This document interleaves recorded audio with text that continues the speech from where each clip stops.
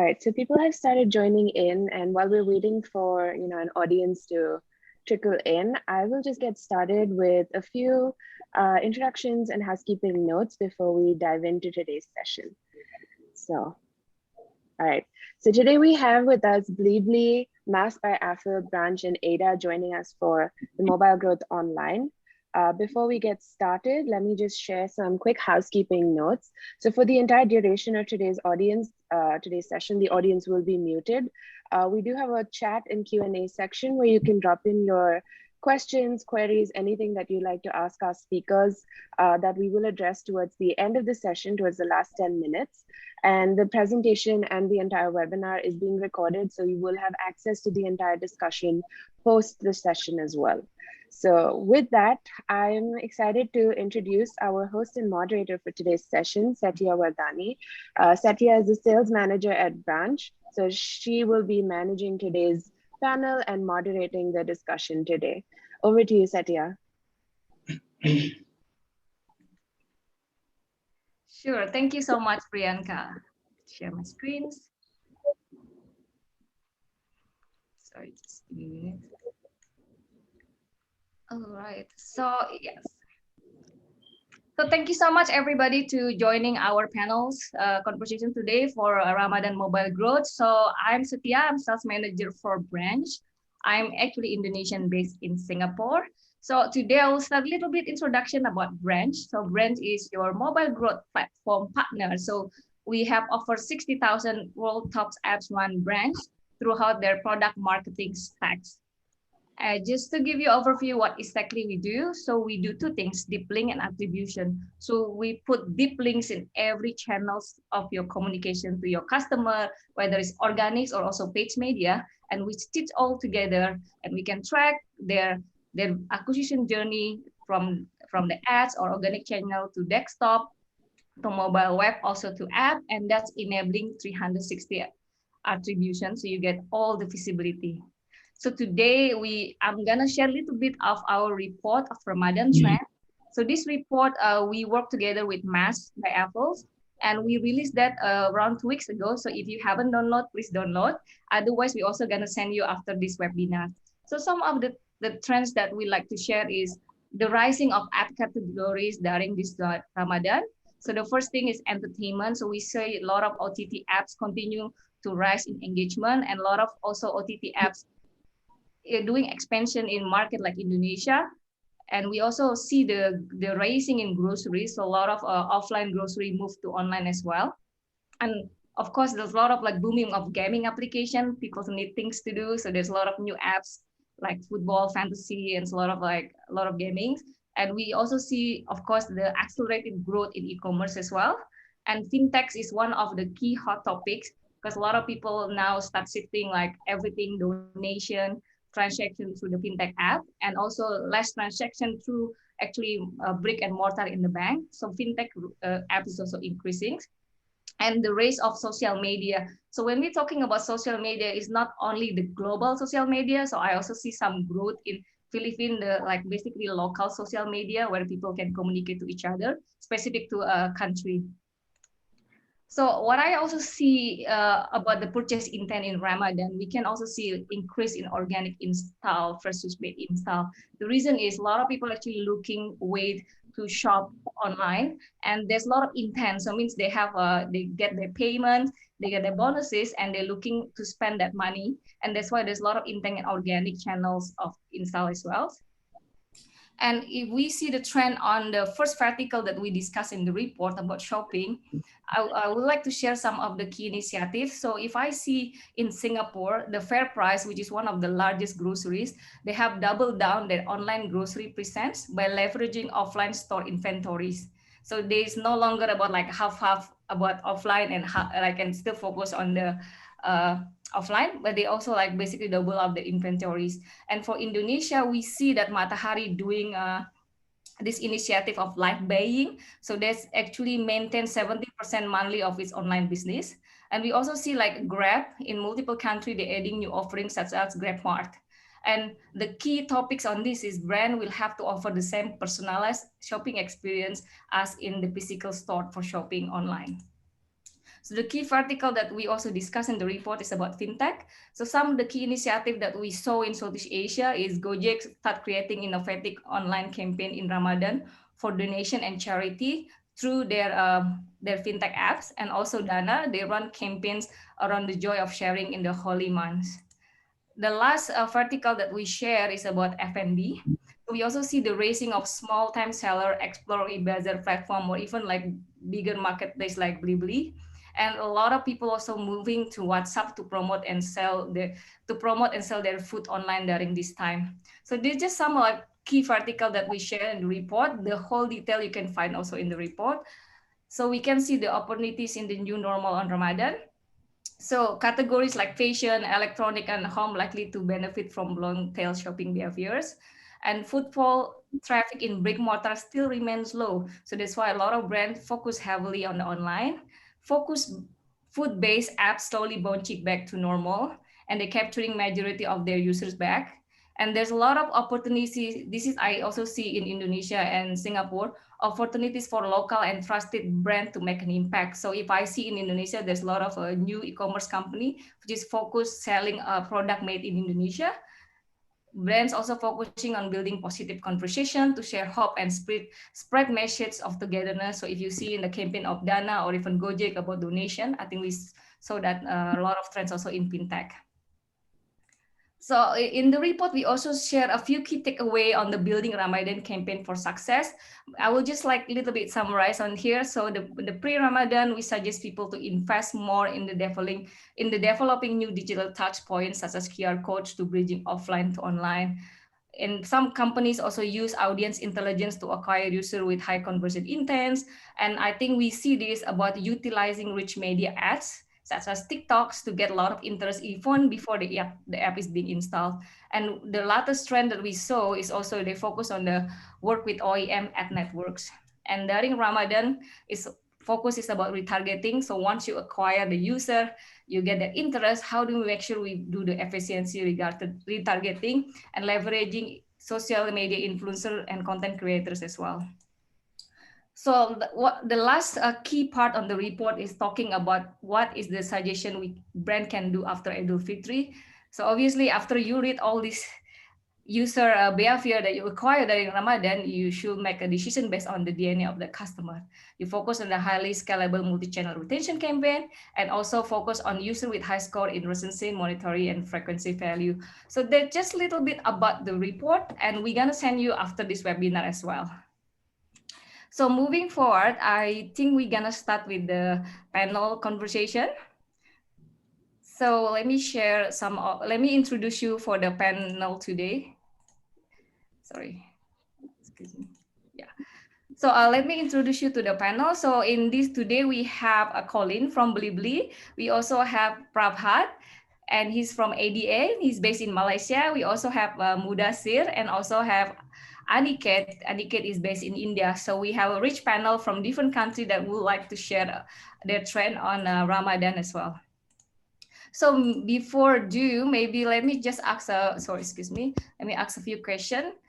Let's start maybe, I will ask the panel. Since we're going to be talking about Ramadan mobile marketing today, perhaps we can start by a story that you can tell us about your favorite Ramadan marketing campaign. Maybe we can start with Pak Colin from Indonesia. Is there any specific marketing campaign that you really think is really good and you would like to share from Indonesia? Yeah, thank you, Dia, for introducing me. Hello, everyone. I'm Colin. So just like mentioned by Setia, I'm from Blibli, Indonesian e-commerce, which focusing on delivering a shopping experience for our customers in Indonesia. And if you're asking about the Ramadan campaigns in Indonesia, I think it's very tricky because Indonesia's audience is very highly related with Ramadan because majority of our Indonesian people is Muslim. So most of Indonesian users are doing fasting, of course, in Indonesia. So yeah, there are a lot of brands that has a unique and different strategy. But for me myself, when I was asked about what interests me most from the brands that I like about their marketing strategy, I can say one of it is if you guys know, maybe it's Indomie. Indomie is the Indonesian noodle. Yeah, Indonesian noodle that's quite famous and delicious. Yeah, they have some sort of marketing campaign which utilizing their offline media, just like the packaging. So instead of showing that this is a Ramadan campaign, they just remove the noodles from the packaging, and they just show it off like this is the fasting time, so we don't need to show you noodles that to show you that this is the fasting period that they just that we are celebrating as an Indonesian. So I think it's a very very attractive strategy. I mean, for a content to be able to success, I don't see it as something that needs to bring people. Oh, this is something that you need to see, but it's something attractive that it could create a content amplification that I see. I mean, in offline, you see it as something interesting, and they just know right that in Indonesia, offline to online media is very, very crucial. So the content amplification doesn't stop on offline media, but it's also starting on the online media. So it means that the touch point that they see that by having the content virality and the content amplification, it will works very well in Indonesian market. Because yeah, what I see is that emotional attachment, and especially Indomie as a leader of noodles brand in Indonesia, that is quite straight that it is in the middle of the people of Indonesia. They can put something that's quite a differential factor aside from the brands. Yeah, so I think content amplification during this Ramadan campaign, where people more going online because of the fasting, it's very very important, and Indomie doing it quite well, I guess, by combining the offline to online media. And yeah, not only Indomie, I think if you guys are Indonesian, there's another brand called Marjan in Indonesia that is always related with exclusivity during Ramadan campaign, where they rarely do any marketing campaign outside the Ramadan, but they did it during the Ramadan to show that Marjan and Ramadan is something that is closely related. So they do a lot of marketing campaign during Ramadan. So it's content amplification and exclusivity from both of them that I saw very, very interesting. Very interesting. So the empathy and basically content exclusivity is the key. Especially Marjan, I know they don't never do any ads in other time, but only in Ramadan. That's really interesting. So maybe we can move to Prahan. Well, do you have any brand maybe in Malaysia that you really think that's really awesome what they do in Ramadan, very special, that is stuck in your heart? Absolutely, and this is one campaign that I came across like last week. This is from McDonald's Singapore. Okay, so there are some people working in Singapore who are Malaysians, and they have been staying there for over a year, cannot cross border. Yeah. And Ramadan is one period where you break fast with your family on the same table. Yes. So this particular marketing campaign from McDonald's really touched my heart with when they are virtually connecting the families together. The family is in Malaysia McDonald's, and the person working in Singapore McDonald's, they are virtually having breaking fast together on the same table. So this is one campaign that I really like. Yeah, and last year, in fact, there was one campaign from one of the leading e-wallets, Boost. They came up with this charity function on their app. So the hashtag was "Do Good with Boost," and people were able to donate. So stats say that 66% of Malaysians, they do more charity during this time period, and therefore Boost, when they introduced this function, people could go to mosques and scan the QR code and donate to the charity, and in fact it was a great success. Boost won quite a few awards for this. Close to 28,000 users donated, around 180,000 ringgit on the app itself. So I think that was one campaign that I really liked from Boost in Malaysia. Thank you so much for sharing. So maybe I move to a little bit more on the strategy. This is question for you, Mudasir. So mobile marketing is different ball game, right, during the season of Ramadan. As an advertising platform, how have you created campaigns to drive mobile app virality during Ramadan, especially maybe in Malaysia or Indonesia? Maybe you can share some of your client story, please. Yeah, sure. Thanks, Satya. Yeah, I guess before we go into any further detail, it's important to understand virality when it comes to app marketing. And as far as virality of an app is concerned, that is basically a metric which is related to the awareness aspect of the app, and not necessarily to a lower funnel performance-based metric.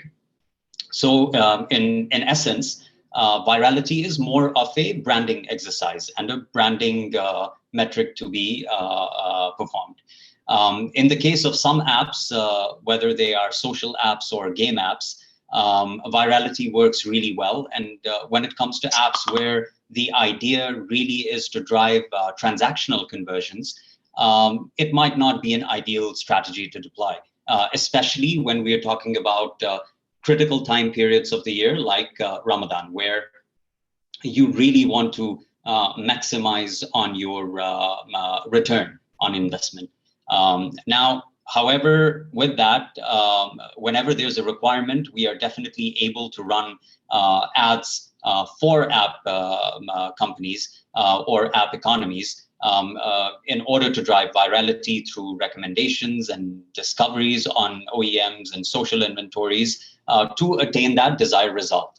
On the other hand, what really works better during these time periods is us driving a more result-oriented or more of a post-install KPI, as we would call it, for a lot of our clients. And that is where we have seen the real ROI during these festive periods. We are basically driving revenue-driven goals in the form of signups, registrations, first transactions, confirmed orders, etc. On top of that, what we also deploy is audience targeting, because at the end of the day, MAAS is a audience-centric platform, and we very efficiently will target audiences based on affinity to products or depending upon their online behavior. Then there are other factors that come into play. For example, if we consider for the month of Ramadan, something like a day part bidding strategy, where we can deploy day part bidding tactics and location-focused targeting to have higher impact on the relevant audiences around, let's say, based on location alone, around religious centers, mosques, Ramadan bazaars, etc. What we'll do is increase bidding during these key moments or time periods of the day. And what you want to also make sure is that you're getting across to the consumer when they are actually ready to transact, which is the peak period when they are willing to transact. And there's no point in showing ads of, for example, food products when it is already past, let's say, the time of iftar or breakfast. Another important aspect to look at is on the creative front. We also make sure that relevance at a creative level is prioritized and maintained. For example, a creative refresh would be ideal after the first 2 weeks of fasting, where ads after the 2 weeks, ads can be more skewed towards the Eid period and post-Ramadan activities. So these are the few things which I believe we deploy and implement for our clients during the period of Ramadan and other festivities to just make sure that it is high impact and it is high ROI. Thank you, Bu Desi. So, Pak Colin, for yourself, right, in Blibli, how do you personalize this communication during Ramadan? I mean, during customer journey of every customer, how do you implement that? Any specific strategy during this Ramadan for Blibli? Maybe like specific brand that you're supporting, maybe a big brand. Maybe just tell us more. Yeah, regarding the big brands, of course, Blibli is working with a lot of Indonesian big brands because they are our partners. But we are not only closing on the big brands, because during this situation, like even the smaller brands has the chance, right? I mean, Indonesian users are very related with emotional attachment and such, yeah. Because and that's why I think working with everyone is the strategy that we shall look into, especially during this pandemic period. Yeah. But when we're talking about the touch point of our e-commerce user, especially e-commerce user is very generic and broad, yeah, especially in Blibli. we have to maintain the consistency between the touch point, like the apps and also the websites. Yeah, so if I give a brief data from our user, it's like around 70% of our audience is coming actually from the web, and the rest is coming to our apps. That's a very huge number, but the interesting part is that the major conversion is not coming from the web. Instead, it is coming from the app. What does this mean for our audience? Actually, it means that as an Indonesian user, it is important for us to keep our presence and keep the engagement within our user with the right content, with the right products for them to serve. Yeah, but we still need to have some kind of strategy. How should we make them engage? How should we make them attach and stick with our platform? And this is this is something that yeah, we see as very important in order to improving and maximizing the customer journey during this period. So not only targeting the web audience, but also targeting the right audience on the apps. And this is also where the web to app journey experience is very important for us. Yeah, so in order for us to bridge those experience within the webs and the apps, we need to maintain the scalable consistency between those platforms. Yeah, and also we are doing the same personalization in this platform where it is very critical as well. Yeah, on providing the seamless journey and also providing the personal touch in the personalization. Yeah, after we are doing and making the consistency between the both platform, and the last one that we do is of course the how should we advertise the strategy, and this is where the audience segmentation coming and play during this strategy. Yeah, which of course the multi-touch attribution is very important for us. So during the segmentation creation, we need to see that what are the touch points that usually taken by the user, and how should we provide the right advertisement or promotion or service to them in order to get what Mudassir said, how to maximize the ROI or return during this period of Ramadan. Yeah, that's I think.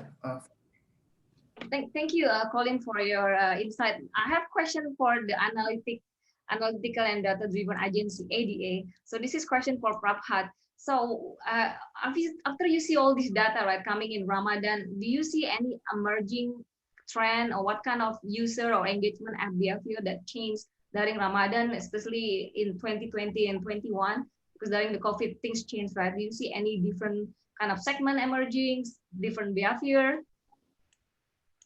To be fair, yes, we have actively been working on creating those segments. So ADA has a data science team who are collecting data from over 400,000 apps and also 1 million points of interest.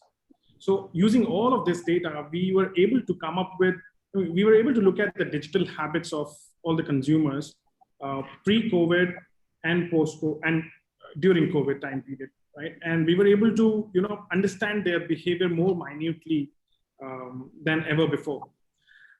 This led to formation of clusters, and they behave very differently. So we formed certain personas. So I'll give you an example of a persona. One of the best personas that I came across from the team, there were 9 created. It's called the market observers. Okay. From the name itself, you would feel that, okay, these people, they are inclined towards the financial apps. But what we noticed was they were not really having activity pre-COVID. But during COVID times, they started having a lot of activity on the financial apps. They started having activity on a lot of business apps. So we termed this persona as the market observers, who are looking at the markets very closely.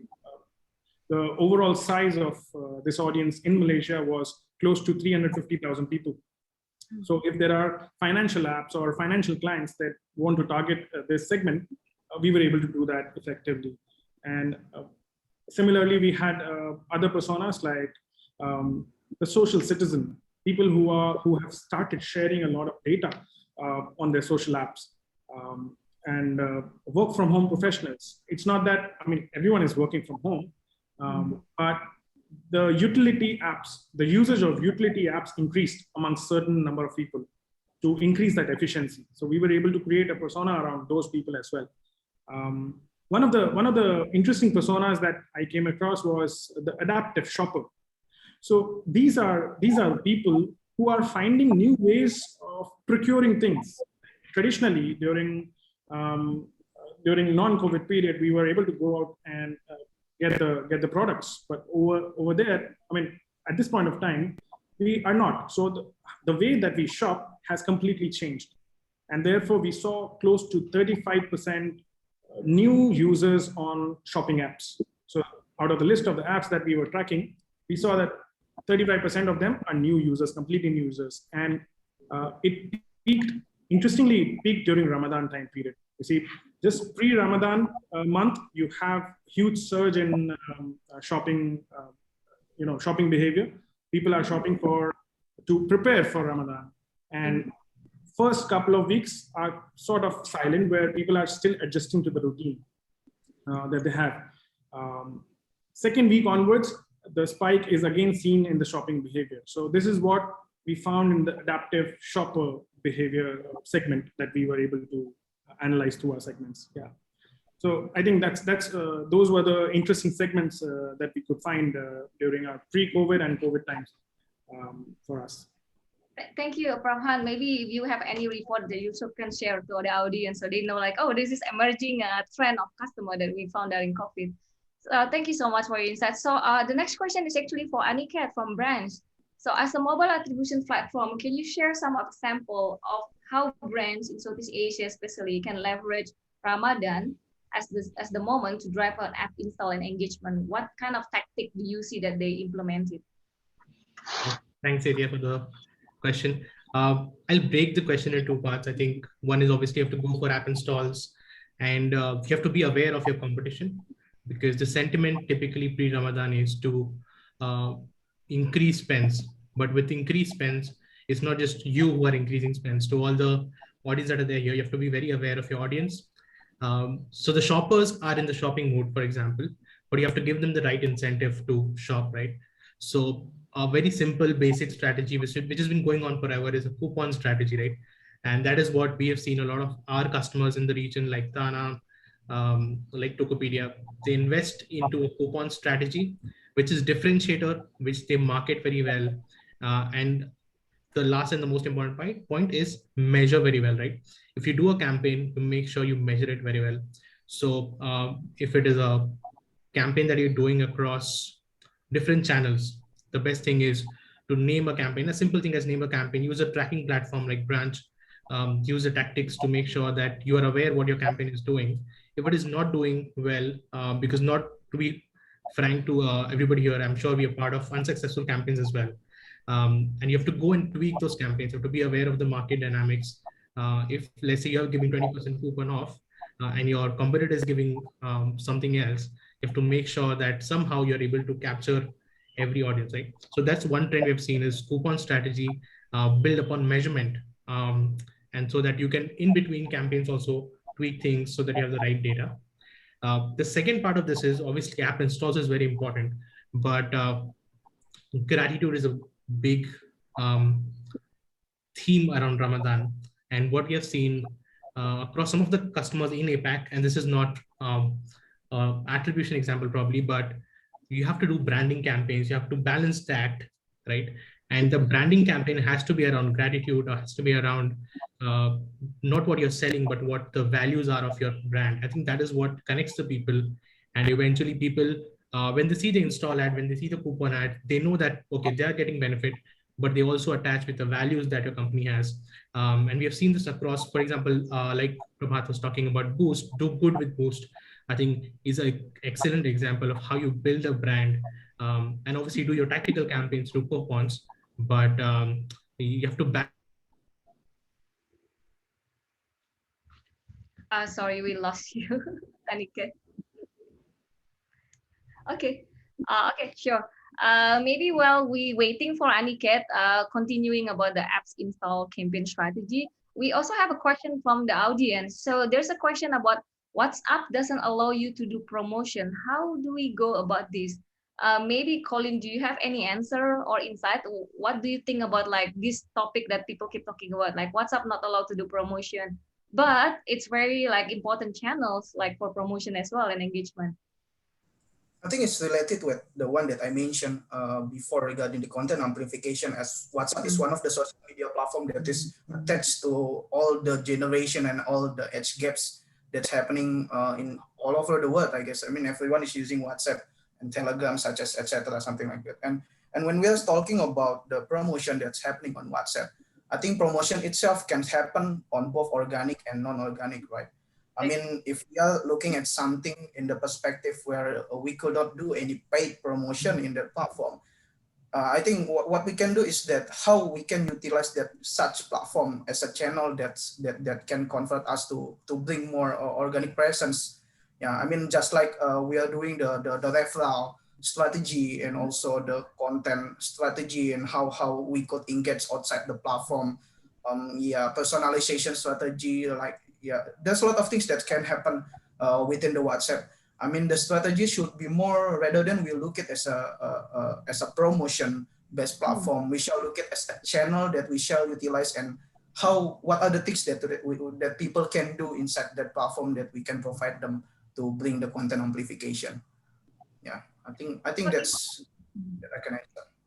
So if I look at from brand's perspective, right, is to enable content sharing. I think it's very important. So if you're in the app, you enable that content sharing with the link that works, that it's actually, you can use that WhatsApp also as a part of engagement instead of like paid promotion.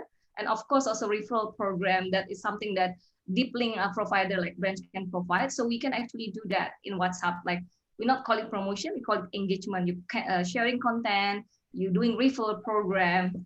So yeah, Aniket is back. Welcome back, Aniket. So the next question actually, thank you so much, Colin, for the insight. So the next question is actually I have is for Mudasir, back again. So Mudasir, in Malaysia or Indonesia and Southeast Asia in general, have you seen what is the biggest mistake brands make during the season of Ramadan? When developing mobile marketing campaign, do you see they miss out something? Or do you think like, oh, they can do this, but why they're not doing it? Like, maybe you can share some interesting insight, like why they're not doing it or why they're doing it? Yeah, fair enough. Thanks, Satya, again. I think when it comes to months or festive periods like Ramadan, of course, there are some advertisers or some brands which pretty much miss out, by not having the right strategy in place and all that. But I think in a very non-biased way, I would start by saying that the first and foremost thing is not having enough to spend during a time like Ramadan. And I think it's not only about having the dollars, a huge budget to spend during the month of Ramadan, but being able to spend it in the right manner. And I think what brands need to have, more importantly, is to have a solid dedicated strategy for a period like Ramadan, because compared to other festivities, this is pretty much like a month and a half long type of a festivity where, there's 4 weeks of fasting, and then there's Hari Raya Idul Fitri, which basically, and if you look at Malaysia, that celebration technically lasts another 1 month. But let's just take about a month and a half. So they need to be ready. They need to have solid, dedicated strategies in place. And a lot of brands might take it easy and just continue with a similar strategy that they had pre-Ramadan. Now that we don't get to see that often in Malaysia. Why? Because Malaysia is a country which celebrates Ramadan with great fervor. And, obviously for advertisers and brands, it is that opportune period of the year where they can they can double, triple their returns. Another aspect that should not be ignored is time and place sensitivities, right? Brands have to be very cautious and very cleverly use day part targeting strategies, for example, which I mentioned earlier on as well, where the ads would be most effective and would have maximum impact. And again, citing that example, which I did earlier on of food and beverage ads being shown in the middle of the day or too late at night, when you've pretty much missed that critical period of 2 hours or 2.5 hours before the breaking fast ritual during Ramadan. Another one is also what they need to keep in mind is creative fatigue, where obviously don't just go with a single creative across all 4 or 5 weeks of the Ramadan and Eid period. Ideally, there should be a switch in place after the first 2 weeks or 3 weeks of fasting, where your next creative refresh then focuses on Eid al-Fitr or Eid al-Fitri and the celebrations which precede that, which are after that, I'm sorry. So that is another one. Another aspect I think which very importantly needs to be looked at is also placement fatigue. Now, relying on the same app placement all the time might not also yield desired results, because how we've seen is, even in my case, the dependency on certain apps kind of tapers down towards the Eid period, because you either get used to the timings, you either have more than enough of those apps already and focus on something else. So I think keeping those trends in mind, brands and advertisers have to focus on refreshing placements as well, targeting the right kind of app with the right audience at the right time during this 4-week or 5-week period. And another very important aspect to look at is basically data. And I'm sure Prabhat would second this. A big mistake that an advertiser or a brand could use is not utilizing data and insights enough to make sure that their next strategy or their immediate strategy for the month of Ramadan is based on those data analysis and insight analysis. And I think, for example, nowadays with MMPs like Branch and other CRM tools, you have these data available very, very easily, but it's just a matter of dedicating time and resources in order to just analyze and then strategize accordingly. A recent example I'll give you from Indonesia is that we're working with a food tech app over there. We started the campaign from 1st April, and obviously we're tracking certain trends from 1st to 12th April. The client as well as MAAS, our team, we clearly had this in mind that after the 12th, we're going to go into the Ramadan period. So obviously trends are going to change. We'll have to focus on different strategies. So what we realized is all you had to do is very simply just look at the trends within that first 12 days of the month and see where transactions are happening more often, what time we are seeing a spike in transactions. And based on that, we tweaked the campaign from the 13th onwards. And from the 1st to the 12th of April, we saw a registration rate of about 64%. And from the 13th up until, I think, beginning of this week, that registration rate trend had spiked to about 84%. Because what we were doing is just targeting consumers at a specific time period and not doing some sort of ad wastage where we are showing ads to people at a time when they did not need to see that ad. So this obviously there's a couple of other strategies that come into play. We've seen at a larger scale, week 1 to 3 of Ramadan is ideal for food tech apps. Week 4 and 5, which includes Eid al-Fitr or Eid al-Fitri, are ideal for e-commerce and gifting apps and other categories like fashion and furnishing. And also competitive awareness is another very important thing where it is important for you to keep track of and be on top of what your competitors' DAUs and MAUs are, what type of audiences are working for them at which period of the month or which period of the week, just to use that in your strategy and try to think ahead, maybe just stay a step ahead of your competition the next time around. So I think all those insights, data and insights are very, very vital to not make those mistakes, basically. Thank you so much, Mudasir. It's basically talking about real-time data, real-time trend, keep analyzing. So the next question is for you, Prabhat. Do you have any idea or what strategy they need to implement in the term of designing the creative? So Mudasir was talking about like real-time data for like placing the ads. So how about the creative itself? Do you have any insight that you can share to us? I can, but I would like to first add a couple of lines to what Mudasir mentioned. Yes, data plays a very important role when we are looking at devising our marketing strategy. But we also need to understand that we should not be tweaking our marketing strategy a lot. Like over a period of like even looking at data, you cannot change your campaigns in a matter of day or two. You need to wait for it to give some results. And the second one is brands making a mistake of completely rebooting their marketing strategy for this time period, which is not an ideal way to go about it. More of the focus has to be on enhancing the customer experience, which is what I can discuss on the consumer insights, what we saw from our data. People are better prepared this time around during Ramadan compared to last year. And therefore, brands have to be present on multiple platforms. So that is one thing that each brand should understand. They have to be present on multiple platforms. And it's not that each platform has a different set of emotion. TikTok is for fun. So your content has to jive well when you're putting it on TikTok.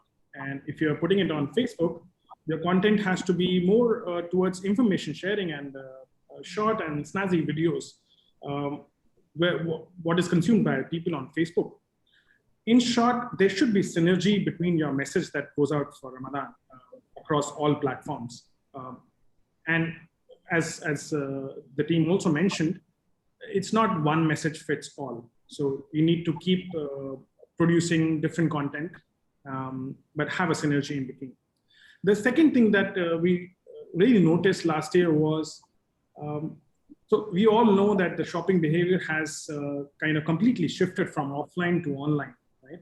And a lot of brands were caught on the back foot for not having their brand.com. So this year, a lot of brands have been well prepared and they have come up with their brand.com instead of only the marketplace presence that they earlier had. One such example would be Levi's.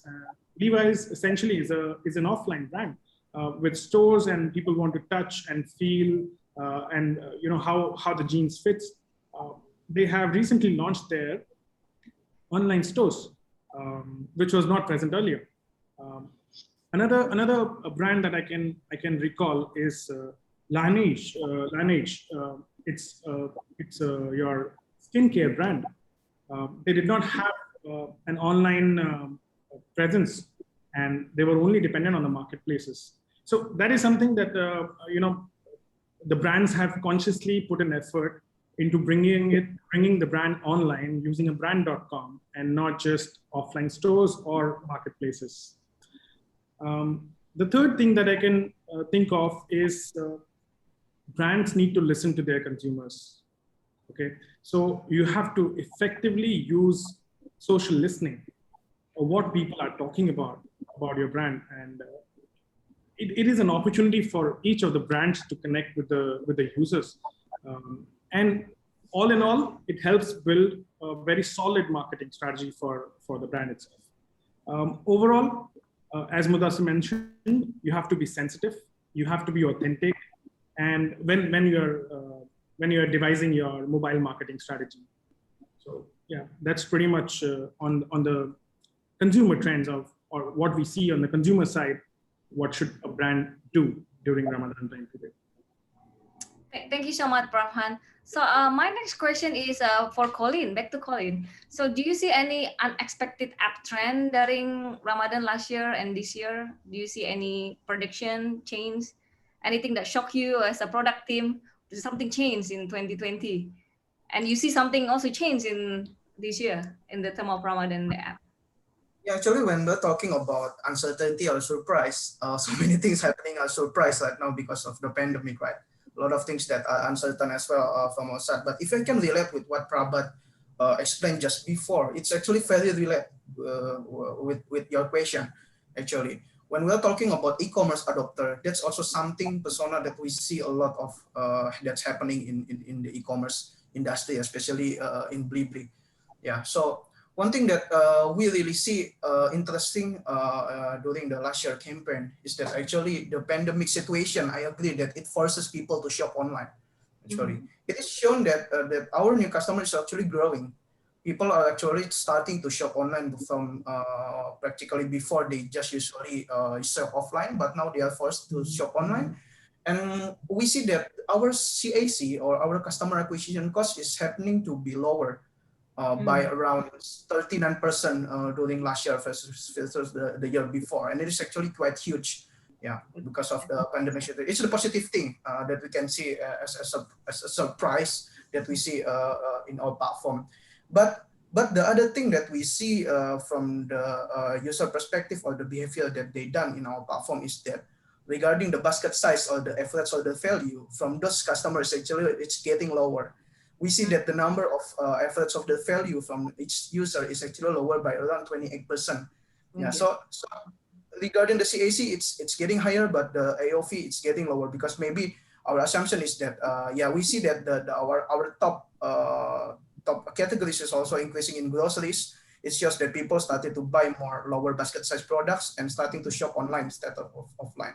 And all those effect is dominoes into the number of our LTV. Of course, the lifetime value is also right or collected around less than 10%, but it's still collected regarding the lifetime value. It's very interesting to see that kind of behavior during this pandemic and especially during this Ramadan campaign as well, where people starting to buy a lot of groceries, I think, to start like doing practical, trying to cook in the house with the families and etc. and doing family activities in the house instead of doing it outside. Yeah, our main strategy is to push more and more lower basket size value product, especially our groceries or Blibli Mart in this case, where yeah, we know that e-commerce is a fierce competition. We shall understand that our audience is something that's hard to acquire, and we shall see what are the products that actually appealing to them during this time of period. Yeah, that's something that's interesting that we see from our platform actually, Satya. Thank you so much, Colin. So I have questioned this. This is actually to Aniket. So which vertical performed the best during this time in Ramadan, and which one do you think that suffer most? That's an interesting one, Sedia. And obviously you touched on it earlier when we started this webinar. It's no rocket science. I think everybody knows which are the verticals which don't do well, but it's basically e-com does very well, anything related to purchase. Also gifting becomes a very important factor during certain periods of Ramadan. Fintech emerged as a very important category a couple of years ago, and that has become one of the things that do very well during this period. And obviously in the COVID time, social campaigns, social networks of different kinds of emerged, right? And their usage spikes through the roof because people are mostly indoors, not just because of COVID, but also during Ramadan, during the fasting time, they don't want to go out. So that's the trend on social. The interesting thing that we noticed while making the report with Apple was that some of these new verticals that have come up have affected how people do their behavior across Ramadan. For example, if you see the report, it talks about pre-Ramadan, during Ramadan, and post-Ramadan. And obviously, you will see that certain verticals start doing well at week 1, week 2, week 3, according to the reasons. For example, travel does very well in a non-COVID time, but in COVID period, travel completely stopped. So those data trends have diminished. Also because fintech as a player is enabling people to do microloans. So gifting period, which would typically start at week 2 of Ramadan, has started before Ramadan. So those are some of the trends that we're noticing. So even if there is a vertical which does well, what has changed is basically the timing of when it's doing well. Because of all of these factors like COVID into the picture, or because of newer verticals helping other verticals to do. So if you're able to get loans faster and people travel to their hometowns for celebrating this, they're able to buy the gifts, presents that they want earlier. This was a very key insight that we were able to navigate through while working on this report. I think I second Aniket. I was just talking to one of my colleagues and I asked her, how did you celebrate Raya last year? Because it was a complete lockdown. You can't go to any of your friends' place and do it. And she mentioned interesting fact. There are special Raya packages available. And so they gifted each other those Raya packages during that time, since they could not go out and have breakfast with them. So I thought like, okay, companies are coming up with special Raya packages, whether it's for gifting or even the food companies, restaurants, they are coming up with special Raya packages. I found it quite interesting. And that's why I think. Please go ahead. Sorry. Go ahead. Yeah, I was just doubling up on Prabha's answer that that's why you need to read a lot, right? Because things have changed so much, especially in COVID, especially because of these new verticals in this more mobile world that we live in. The trends are no longer, if you're not up to date with trends, you might miss the bus. Go ahead. Yeah, I think just going back to that first question Satya asked with regards to everyone's favorite ad. So this actually reminds me of an ad which really caught my attention, and this was last year. So usually, if you look at Malaysia as a country, it is multicultural. So you are always seeing a lot of these ads which are very emotion driven and talking about togetherness, unity, and all that. Video ads which are basically belted out by your top companies in the country. But because Ramadan last year was a completely different situation, I saw this one ad which was by Grab. And it was basically touching upon a very vital tradition within Ramadan, which is basically called Duit Raya, which is when elders give their younger kids or younger members of the family money or gifts on the time of Eid al-Fitr. So it's a part of the celebration. Now, because that typically happens when they all are back in their villages or hometowns, maternal hometowns or paternal hometowns, as an entire clan. So that experience is very lovely. It's like small green packets with money in it given to children. Now, last year, the situation was completely different. We were hit by something like totally unprecedented. So what Grab had done was they had this ad deployed, which the tagline, if I remember correctly, was along the lines of Gembira Baraya with Duit Raya. So what that basically means is, happy festive season with electronic Duit Raya. So Grab was giving the option to its users to gift each other reward points, which they can redeem for whatever Grab allows you to redeem them with. So I think these are the things that innovation was really interesting, and I think a lot have done ever since that as well, whether for Chinese New Year, for the Christmas period, because we've been on constant lockdowns. So I think that was also an interesting innovation which made sense, and I think will continue to work that way in the future, with COVID or without COVID. Thank you so much, Mudasir. So we have this question from audience now. We start gonna answering audience question. So the first question is, what do you think marketers should do focus on this time? Is it about paid advertising, retargeting, or omni-channel, or actually all of them? Maybe Colin, you wanna answer this question? What do you think that people or marketers should focus during this Ramadan, during this COVID? I think during this Ramadan period, and when we are talking about a multi-channel strategy, it depends actually what is your vertical, right? What is your audience? You shall see how your audience behave and what actually cope up with them on giving the best experience to them, right? Whether it is user acquisition or retargeting. But I think during this Ramadan period, user acquisition is very important. Because during this situation, people wanted to shop online, and also the retargeting, because practically, just like what Mudasir said, this is the period where we shall maximize the return of our campaigns of the audience that's happening within our platform.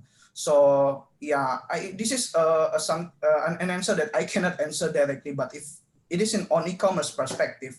I think the targeting combined with the acquisition strategy works very well during this period, because we need to attract people to come to our platform by giving them somewhat incentive or some kind of promotion that attracts them to come to our platform. And when they are started to interest by the lower funnel, we start to target them with the retargeting and such, and such kind of ads.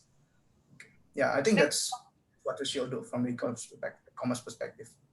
Thank you so much. We have this interesting question from Olinda Pace. How does user behavior change between the first 2 weeks of Ramadan and after the Ramadan period is over? Maybe this question to Mudasir.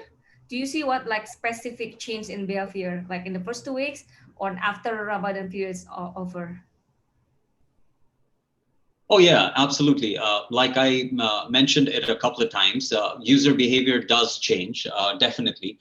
Within the first 2 weeks of Ramadan, typically what we have seen is, like I said, there's a lot of dependency on food tech apps. You order a lot of food and you're basically, especially keeping in view that we're in this current COVID pandemic situation, right? So you order a lot of food, and culturally there's a lot of dependency on Ramadan bazaars, and with social distancing, with people like me worrying about being in crowded areas right now, we tend to sort of shift that that focus onto ordering online. So the first 2 weeks, typically, that is what the behavior is. People order in a lot.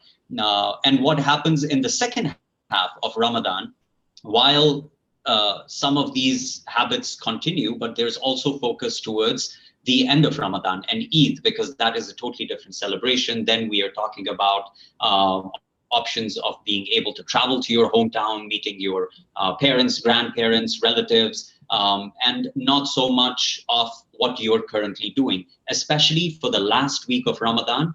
That is when a lot of families will decide to travel towards hometowns. Then your dependency on a food tech app kind of goes down, because when you're back home in the kampong, in your hometown, there's a lot of home-based cooking. It's more of a communal activity, right? Rather than you being in the city and ordering McDonald's or something. So I think that is what a major shift is, and this is traditionally been the case before COVID and during the pandemic times as well. Pandemic times, the shift has been more visible digitally, and before COVID, the shift was quite obviously visible because you would see the Ramadan bazaars will start getting emptier week 3 onwards. Very few vendors, very few people going in. So I think that's a major change in sort of your shift in behavior that we see. Yeah. Thank you so much, Mudasir. There's one question about telecom companies. I think this question for Prabhat. Prabhat, do you have some story like how telecom companies can market and utilize Ramadan to increase their RPU? Sure. So ADA has, we have the legacy of telco business. We belong to Exiata company, group of companies. And so one interesting thing that we came across last year was Celcom giving out 100,000 phones, free phones, if you subscribe to a postpaid package. And that was their Ramadan campaign. And it was quite a hit with the consumers here. So that was one thing that Celcom, being a company, did during Ramadan last year. In general sense, for the COVID time period, at this point of time also, a lot of telco companies are giving away free data to the users. So on a daily basis, you can go and subscribe to that data. Even I've done that a couple of times. So if I'm short on data, I just subscribe to that one day, 24-hour data of, it's not much, 1 GB, 2 GB, but still it is an additional benefit for the consumers. So they are taking such steps during Ramadan and during COVID period to keep the customers engaged and, in a way, help them out as well towards digitization. in the marketing world. Yeah. Thank you so much. So that's it really for everybody. Thank you for coming. That's the end actually of this session. We do have some unanswered question. I'm so sorry for the audience, but definitely you can email me or email us after this session. And also please don't forget to download our report. We will gonna send you after this call. Thank you so much for the panelists for today. Thank you and happy Ramadan. Thank you, Satya. Thank you, Prabhat, Aniket, Colin, everybody. Pleasure to be here. Thank you. Happy Ramadan. Nice to be here as well. Thank you. Thank you, Prabhat. Bye-bye.